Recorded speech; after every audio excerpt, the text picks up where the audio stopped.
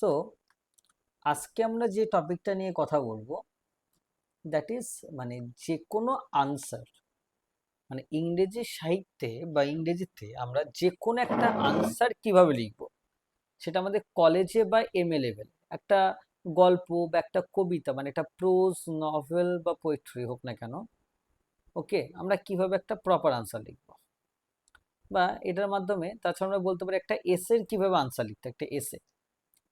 ওকে, so দেখো, প্রথমত মনে রাখতে হবে, আমি সবার আগে একটা এক্সাম্পল আগে দেখাবো, তারপরে আমি মেথডে আসবো। সাপোজ ধরো তোমাদের পরীক্ষাতে একটা কোয়েশ্চেন দিয়েছে, the question is alienation and the crisis of modern identity in the love song of J Alfred Prufrock. Okay, তাহলে the love song of J Alfred প্রুফকের এলিয়েনেশন আর যে ক্রাইসিস অফ মডার্ন আইডেন্টিটি, যে আইডেন্টিটির কি crisis রয়েছে সেটা নিয়ে আমাদের লিখতে হবে, মানে ল্যাক অফ আইডেন্টিটি। জানো যে the utmost tragedy of modern human beings is the lack of identity বা ল্যাক অফ ইন্ডিভিজুয়ালিটি। এবার একটা প্রপার আনসার কেমন হয় দেখো, তার আগে জানতে হবে একটা আনসার কিভাবে লিখবো না আমরা। বেশিরভাগ সময় কি হয়, স্টুডেন্টস আর mainly writing the summary, and for an MA level student summary is not supposed to be desired from the MA student। একজন MA স্টুডেন্ট বলো বা গ্রাজুয়েশন স্টুডেন্ট বলো না কেন, সামারি লেখা চলবে না। তাহলে আমরা কিভাবে লিখবো, আমাদের আনসার হবে ক্রিটিক্যাল, বলতে পারো কবিতার ক্ষেত্রে আমরা অ্যাপ্রিসিয়েশন বলি, বা ক্রিটিক্যাল আনসার হবে একটা, আমাদের কি বলবো, একটা ক্রিটিক্যাল আনসার হবে। এবার ক্রিটিক্যাল আনসার মানে কি, ক্রিটিক্যাল শব্দটা মানে কি, গভীরভাবে ভাবতে শেখা। তো সেভাবে আমাদের একটা টেক্সটের ওভারঅল সামারিটা লিখে দিলাম চলবে না। মনে রাখবে প্রথম কথা, আমি শুরু করছি আনসারটা দিয়ে, যে alienation and the crisis of modern identity in the love song of J Alfred Prufrock. Okay, এবার দেখো, প্রথমে আমি ইন্ট্রোডাকশন দিয়েছি তোমাদের বোঝার জন্য। পরীক্ষার খাতায় প্রথম কথা হচ্ছে কোনো পয়েন্ট করা যাবে না, কোনো পয়েন্ট করা যাবে না। Okay, published in 1915 the love song of J Alfred Prufrock, এটা কবিতার নাম, আন্ডারলাইন কোটেশনে করতে হবে, is one of the foundational poems of literary modernism. এবার সবার আগে আমরা ইন্ট্রোডাকশন দিচ্ছি, তাই না? খুব ভালো করে দেখবে, আমি ক্লাসটা পুরো বুঝিয়ে দিচ্ছি। ইন্ট্রোডাকশন আমাদের কেমন হবে, শুধু ইন্ট্রোডাকশনটুকু দেখবে এখন, যে আমি ব্রিফলি টপিকটাকে ইন্ট্রোডিউস করব আর তার লিটারেরি কনটেক্সটটাকে ইন্ট্রোডিউস করব, সাথে কি end with a clear arguable thesis statement, একটা থিসিস স্টেটমেন্ট দেবো, মানে আমি কি নিয়ে আলোচনা করতে চলেছি, that directly answers the question and establishes the central argument of this. তার প্রথমে ইন্ট্রোডাকশন আমার কি কি থাকবে, টপিকটাকে ইন্ট্রোডিউস করব লিটারেরি কনটেক্সটের সঙ্গে। দ্বিতীয়ত আমি একটা থিসিস স্টেটমেন্ট ক্রিয়েট করব। এবার তাহলে এটার উপরে আমি আনসারটা দেখি কেমন করেছি, তাহলে সুবিধা হবে বুঝতে। ডিরেক্ট একটা একটা পয়েন্ট করে আমরা দেখব, আর একটা একটা পয়েন্ট আমরা আনসার লিখব।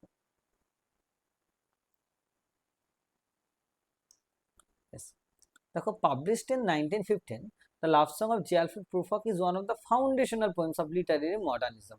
তা দেখো, প্রথমে মডার্নিজম মানে ইন্ট্রোডাকশনে আমি কি করলাম, যে একটা খুব ফাউন্ডেশনাল পোয়েম মডার্নিজমের জন্য। তাহলে মডার্নিজম মানে কি, এটাই তো কালচারাল কনটেক্সট, এই কনটেক্সটে কবিতাটা লেখা। Written during a period of rapid industrialisation, urban expansion and the decline of Victorian certainties, the poem reflects the spiritual and psychological anxieties of the 20th century। তাহলে বুঝতে পারছো কিভাবে কনটেক্সটটাকে আনছে। লিটারেচার সাহিত্যে আনসার কিভাবে লিখতে হয় সেটাই হচ্ছে আজকে আমাদের মেন কথা, সেটা আমাদের main topic, that is the main topic of the class. So you must have to add the context on the basis, যেটার বেসিসে একটা আনসার লেখা হচ্ছে, মানে একটা একটা টেক্সটকে লেখা হচ্ছে, একটা কনটেক্সটের উপর নির্ভর করে তো একটা টেক্সটকে লেখা হয় না, সেটা কিন্তু আমাদের দেখতে হবে।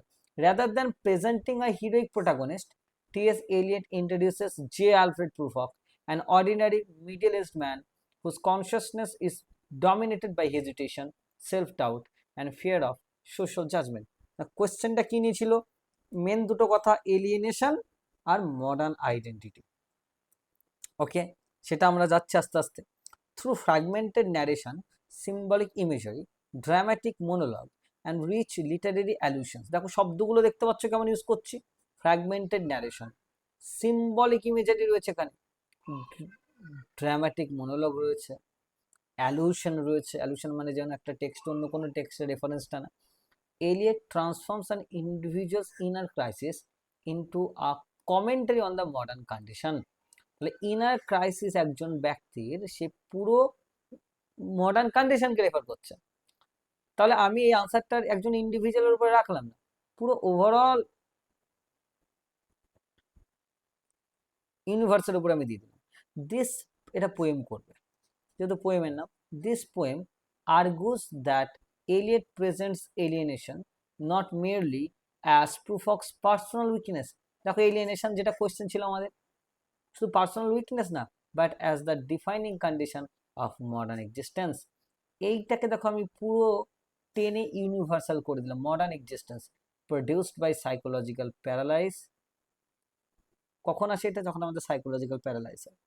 The dehumanising urban environment, dehumanising মানে যে আরবান এনভায়রনমেন্ট, যে সিটি বা শহর তৈরি হচ্ছে যার ফলে মানুষকে মানুষ বলে গণ্য করা হচ্ছে না।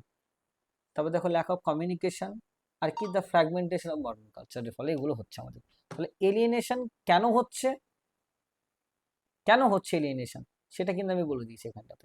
তাহলে পুরো নোটটায় দেখো প্রথমত একটা ইন্ট্রোডাকশন দিয়ে,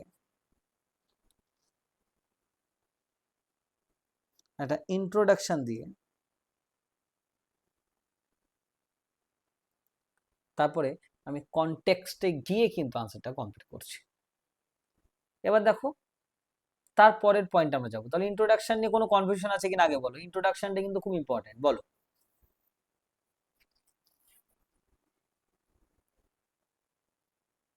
কখনো এরকম শুরু করবে না, the love song of J Alfred Prufrock is written by one of the famous poets, এরকম ভাবে শুরু করবে না পোয়েম।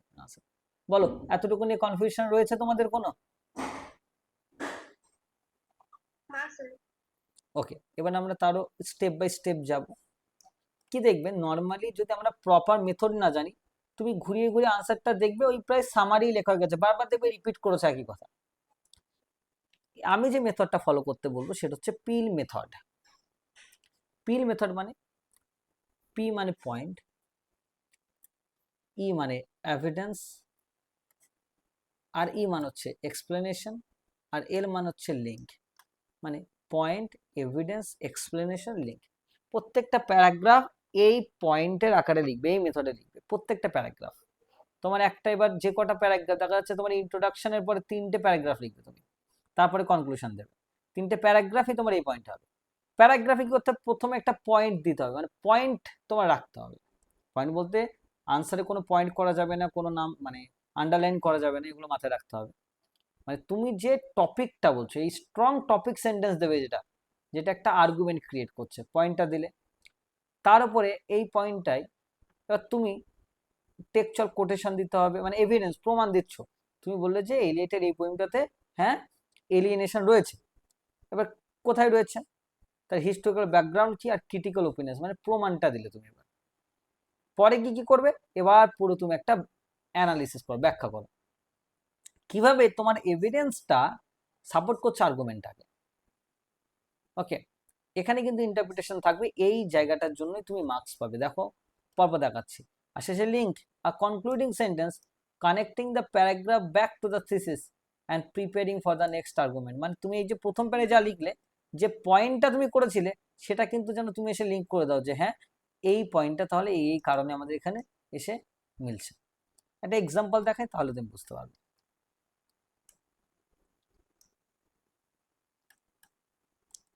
দেখো কি বললাম, প্রথম প্যারাতে আমার পয়েন্ট কি, psychological paralysis and the fragmented self.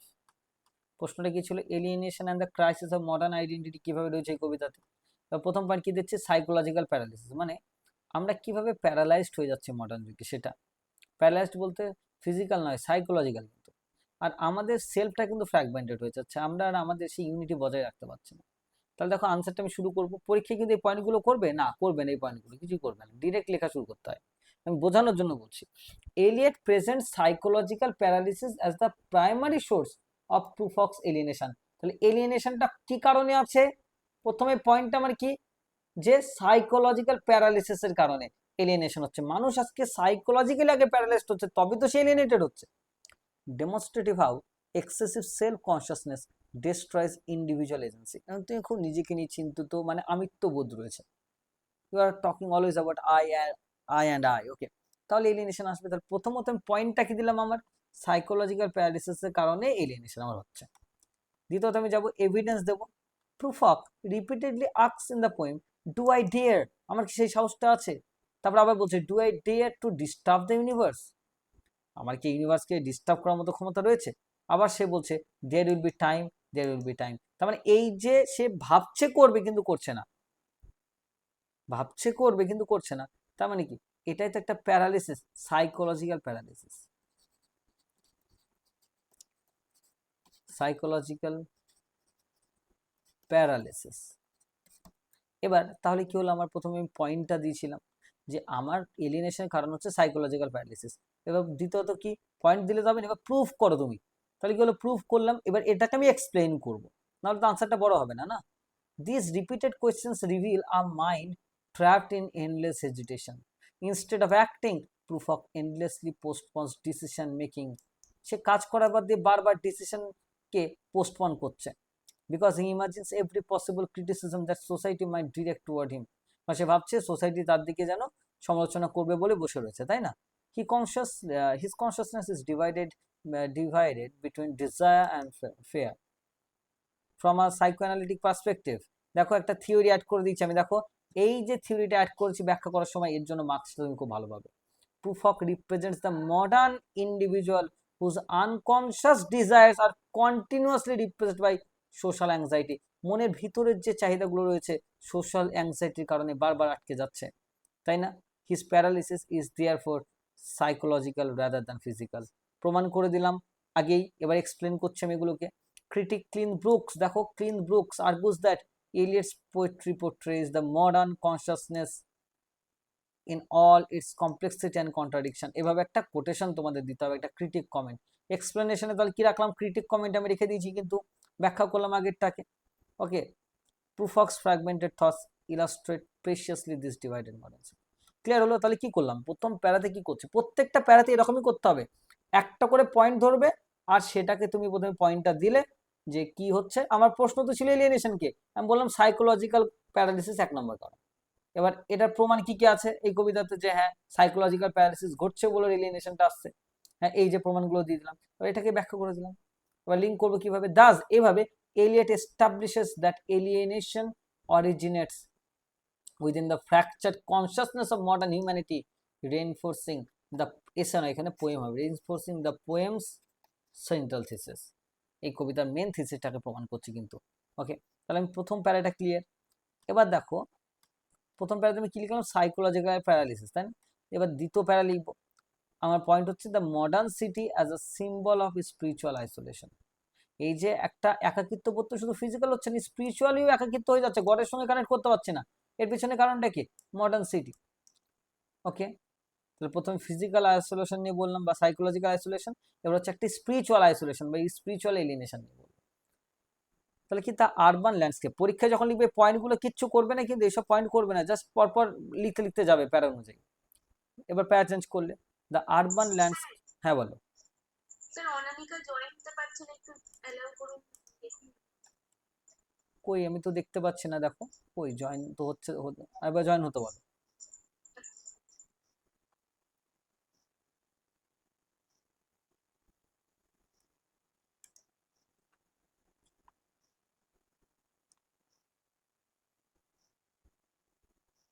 সবাইকে ক্লাসটা টাইমে জয়েন হতে হবে, না হলে অসুবিধা, না মানে আমি তো আর ব্যাক করে তো দেখতে পাই না, না এই কারণে হয়তো বুঝতে পারছি না।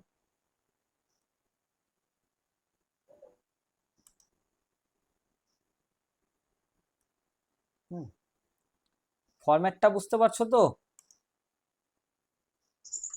হ্যাঁ স্যার, বলছি কি যে প্রত্যেকটা পয়েন্ট লিখবো, তার সাথে কি ক্রিটিক কমেন্ট এড করতে হবে, প্রত্যেকটা প্যারাতে ক্রিটিক কমেন্ট এড না করতে না না না না, পুরো আনসার জুড়ে এক জায়গাতে ক্রিটিক কমেন্ট অ্যাড করবে তাহলেই হবে। আচ্ছা। ওকে, কিন্তু একটা এমএ লেভেল আনসারে মিনিমাম দুটো কোটেশন থাকা দরকার। ওকে, ঠিক আছে স্যার। এবার মানে টেক্সট থেকে দেবো, আর পারলে ক্রিটিকরা যেটা দিয়েছে সেটাকেও অ্যাড করে দেবো। পুরো আনসার জুড়ে সব থেকে বেটার হয় একটা ক্রিটিক কমেন্ট এক জায়গায় দেবে, একজন ক্রিটিক কি বলছে।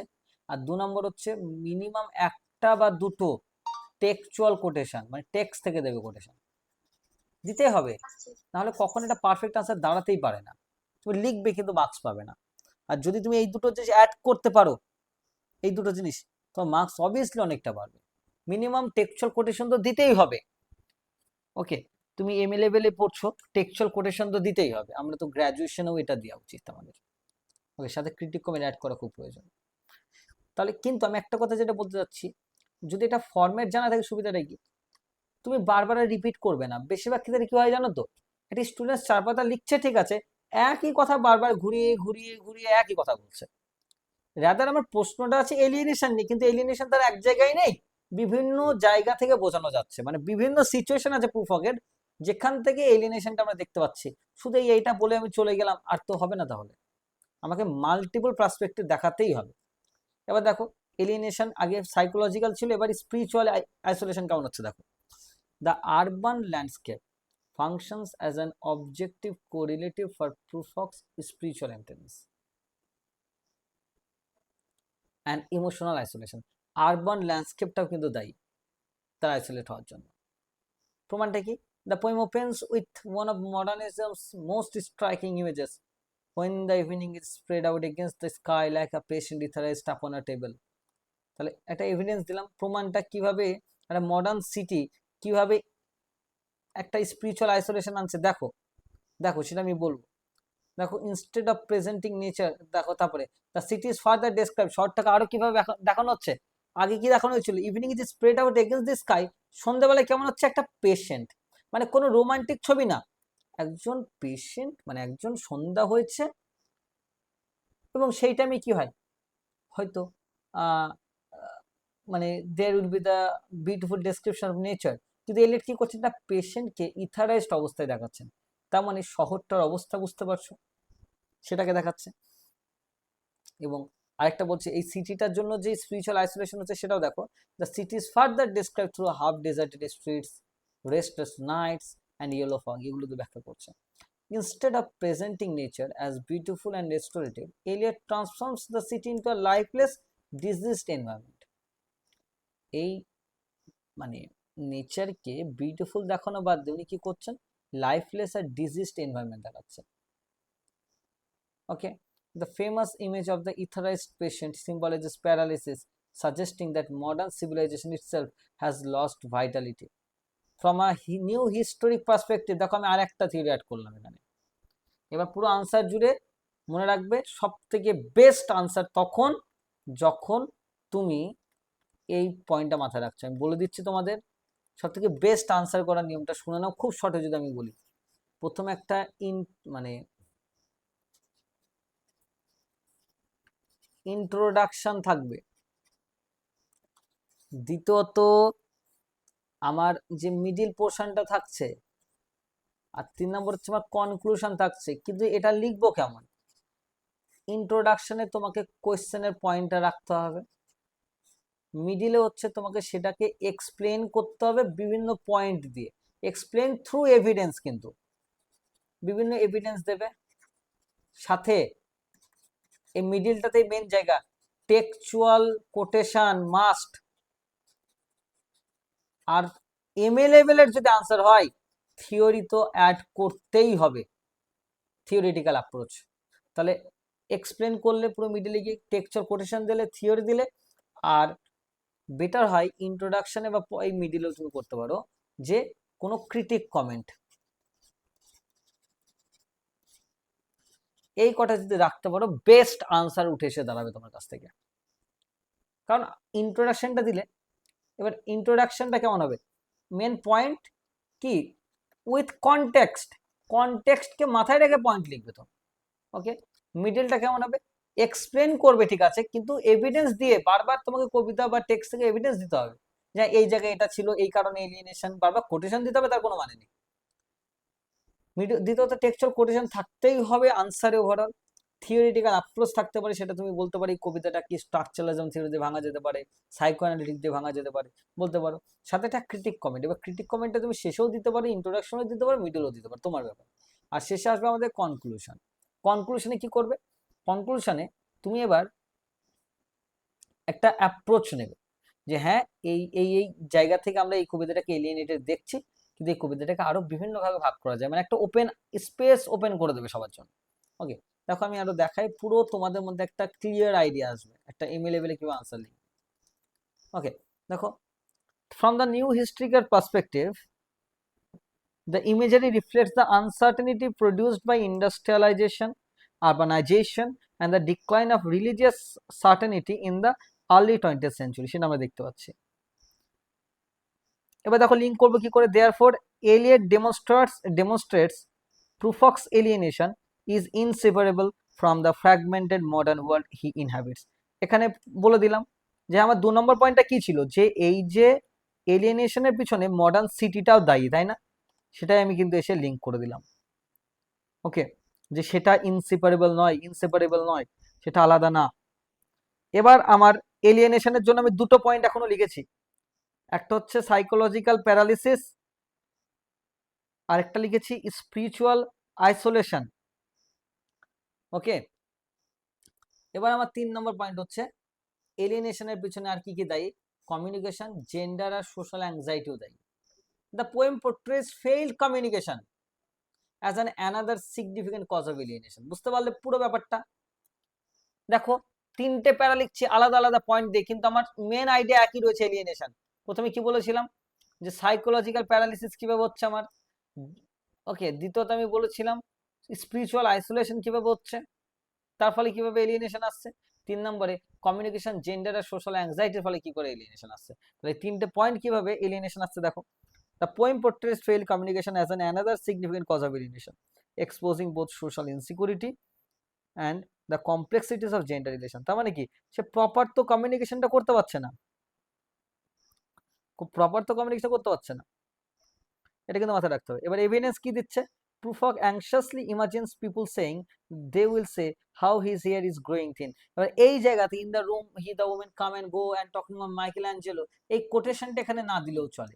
এভিডেন্স দেওয়া মানে সবসময় যে কোটেশন দিতে হবে তা না, তুমি বলতে পারো যে এই যে in the room the women come and go talking of Michelangelo, কিন্তু তারা বলতে পারছিল না, মানে তারা ঘরে আসছে এবং যাচ্ছে এবং মাইকেল অ্যাঞ্জেলো সম্পর্কে কথা বলছে একটা রেস্তোরাঁতে, তাহলে এটা তো একটা মাইকেল অ্যাঞ্জেলো একটা ফেমাস আর্টিস্ট, তার সম্পর্কে এখানে কথা হচ্ছে। বুঝতে পারছো? তাহলে কমিউনিকেশনের কনসেপ্টটা বুঝতে পারছো? তার মানে কি, আমি একটা সোশ্যাল ইনসিকিউরিটির কথা বলছি, তার মানে সবসময় কোটেশন দিতে হবে তা না, বেশি কোটেশন দেওয়া যাবে না, 2টো কোটেশন তুমি দিতে পারো। এবার দেখো আমি ব্যাখ্যা করবো, Prufrock fears superficial judgment before even he speaks, making genuine communication impossible। মানে এই যে কমিউনিকেশনের ফলে যে এলিয়েনেশন আসছে বারবার, সেটা আমি প্রমাণ করবো এখানে। ওকে, এবং সেটা আমি লিঙ্ক করব। ওকে, এবং আমরা লাস্টে রাখতে পারি যেটাকে, যে modernist form and cultural fragmentation. Eliot's experimental poetic technique embody the fragmentation they seek to represent, making form itself an expression of alienation। fragmentation মানে কি, সবকিছু ছড়িয়ে যাওয়া, ফার্স্ট ওয়ার্ল্ড ওয়ারের পরে সবকিছু ছড়িয়ে গেছে, আর কোনো কিছু এক জায়গায় নেই। এই ফ্র্যাগমেন্টেশনটা কিভাবে এলিয়েনেশন ক্রিয়েট করছে সেটা আমি বললাম। ওকে, তাহলে 4 নম্বর পয়েন্ট কি দিচ্ছি, ফ্র্যাগমেন্টেশনও এলিয়েনেশনের জন্য দায়ী। The poem employs dramatic monologue, fragmented imagery, shifting perspective, numerous allusion. এই কবিতাটাই তো বারবার ছড়িয়ে ছিটিয়ে কবিতাটা লেখা রয়েছে, একটা লিনিয়ার স্কেলে নেই। Okay, Hamlet, Divine Comedy, the Bible, সবকিছু থেকে লেখা রয়েছে। তাহলে এই ফ্র্যাগমেন্টেশনের ফলেও আজকে যেহেতু আমরা এক জায়গায় থাকতে পারছি না, একটা নির্দিষ্ট ইমোশন আমাদের মধ্যে নেই, সুতরাং এলিয়েনেটেড হয়ে যাচ্ছি। এবার এটা কি করবো, আমরা এক্সপ্লেন করবো, ব্যাখ্যা করবো যে ফ্র্যাগমেন্টেশনের ফলে কিভাবে এলিয়েনেশন হচ্ছে। This fragmented techniques reject the orderly narratives of the 19th century poetry and instead reflect the instability of modern consciousness. Eliot's allusions connect Prufrock with heroic figures from literary tradition only to emphasize his inability to achieve comparable significance।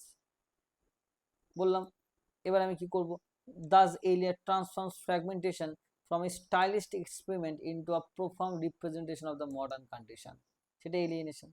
ওকে, আমি এইগুলো দেওয়ার পরে এবার আমি চলে যাব conclusion. The love song of J. Alfred Prufrock remains one of the defining achievements of modernist poetry. কেন একটা অ্যাচিভমেন্ট অফ মডার্নিস্ট পোয়েট্রি? কারণ it fuses psychological depth with formal innovation to explore and the crisis of modern identity.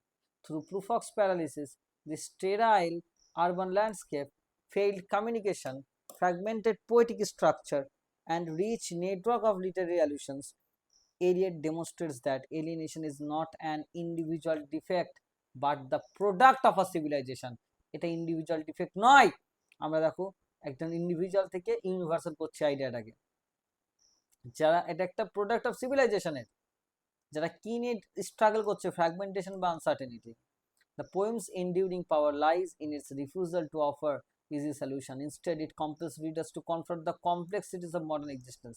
এই কবিতাটা আমাদের আসল রিয়ালিটিটা দেখায়। Ultimately Eliot suggest that the tragedy of Prufrock is the tragedy of modern humanity itself. দেখো এবার প্রুফকের tragedy আমি আর রাখলাম না, দেখো পুরো হিউম্যান জগতের সঙ্গে কানেক্ট করে দিলাম। দেখেছো? A world in which self-consciousness overwhelms action, communication gives way to isolation, and the search for meaning becomes defining challenge for human life. যে মানুষ জীবনে মিনিংটা খুঁজবে, এটা একটা চ্যালেঞ্জ হয়ে যাচ্ছে। It is this profound insight into the modern condition that secures the poem's place as one of the greatest achievements of the 20th century literature. আশা করছি পুরো ক্লিয়ার হয়েছে। আমি আবার বলছি, এই পুরো নোটটা দেখে যা বুঝতে পারলে যে আমার ইন্ট্রোডাকশন একটা প্রপার থাকবে, সেখানে আমি কোয়েশ্চেনে কি বলেছে সেটাকে আমি এটাকে বলে থিসিস, আমি আমার থিসিসটা বা বক্তব্যটা লিখবো উইথ পয়েন্ট, উইথ কনটেক্সট, মানে টু দ্য পয়েন্ট। কোয়েশ্চেন যেটা বলেছে সেটাকে আমি কনটেক্সটের সঙ্গে লিখবো, তাহলে কি হবে, রাইটারের ব্যাকগ্রাউন্ড এই সমস্ত কিছুর মধ্যে চলে আসছে, সাথে কোয়েশ্চেনটা মাথায় রাখবো। মিডিল এসে কি করব, মিডিল হচ্ছে আমাকে মানে প্রচুর এভিডেন্স দিতে হবে। এভিডেন্স দিলাম, এভিডেন্স দেওয়ার পরে কি করব, এভিডেন্স মানে কি টেক্সচুয়াল কোটেশন দিলাম, মানে মিডিল এসে কি করবো, এক্সপ্লেন, ব্যাখ্যা করতে হবে। ব্যাখ্যাটা করব কি দিয়ে, এভিডেন্স দিয়ে। এভিডেন্সটা কি, টেক্সচুয়াল কোটেশন দিতে হবে, থিওরিটিক্যাল অ্যাপ্রোচ দিতে হবে, ক্রিটিক কমেন্ট দিতে হবে, সাথে কনক্লুশন এসে বলবে যে না ওর ওটা ইউনিভার্সাল হচ্ছে কিনা। এবং তুমি কনক্লুশনটা কেমন হবে দেখো, কনক্লুশনটা কিন্তু রিপিটেটিভ হবে না, কনক্লুশন কিন্তু রিপিটেটিভ হবে না। আমি ক্লাসে পরে লিঙ্ক হোয়াটসঅ্যাপ গ্রুপে পাঠিয়ে দিচ্ছি। দেখো দেখো instead of merely repeating the arguments the conclusion will, conclusion কেমন হবে, সিনথেসাইজ দ্য মেজর ইনসাইটস, পুরো মেন আইডিয়াগুলোকে ছোট্ট করে সিনথেসাইজ এক জায়গায় করা হবে। এবং reinforce how the thesis has been demonstrated, এবং বলো যে কিভাবে তোমার আইডিয়াটা এক জায়গায় হলো। End with a broader literary, দারুণ কথা, এটা শেষ করবে একটা লিটারেরি ফিলোসফিক্যাল বা কালচারাল ইমপ্লিকেশন দিয়ে। সো হোয়াট, এই কোয়েশ্চেন আছে মানে এর পরে কি, এটা কিন্তু মনে রাখবে, এটা কিন্তু খুব ইম্পর্টেন্ট, যে পরে এটার কি পার্সপেক্টিভ রয়েছে বা এর কি আর ওপেন স্পেস তুমি রেখে দিলে এটাকে। ওকে, এগুলো কিন্তু খুব ভালো করে মাথায় রাখবে। এই পয়েন্টস কটা মাথায় রাখলেই তোমার এমই লেভেল আনসারের জন্য একটা পারফেক্ট আনসার লিখতে পারবে। ওকে, তাহলে তুমি ওভারঅল এটা পড়ার পরে ছোট্ট করে খাতায় তোমরা পয়েন্ট করে নিতে পারো। এই যে আমার শেষের পেজটা, যেটা তোমাকে হেল্প করবে। এই যে ইন্ট্রোডাকশন থাকবে, সেখানে আমি কি করব, পয়েন্ট উইথ কনটেক্সট, মিডিলে গিয়ে আমি এক্সপ্লেন করব, এভিডেন্স দিয়ে কোটেশন দেবো, থিওরি দেবো, ক্রিটিক কমেন্ট দেবো, শেষে কনক্লুশন। ওকে, কনক্লুশনটা আমার কিন্তু একটা স্পেস মানে ইমপ্লিকেশন, এর কি কি ইমপ্লিকেশন রয়েছে আর কি কি এর গুরুত্ব রয়েছে ইন ফিউচার, সেগুলো নিয়েও বলবে বা ইম্পর্টেন্স কি রয়েছে। বলো ক্লিয়ার হয়েছে কিনা জানাও। হ্যাঁ স্যার। এভাবে এমএতে গিয়ে তোমরা আনসারটা লিখবে। স্যার হুম। বলছি আমি আপনাকে একটা অ্যান্সার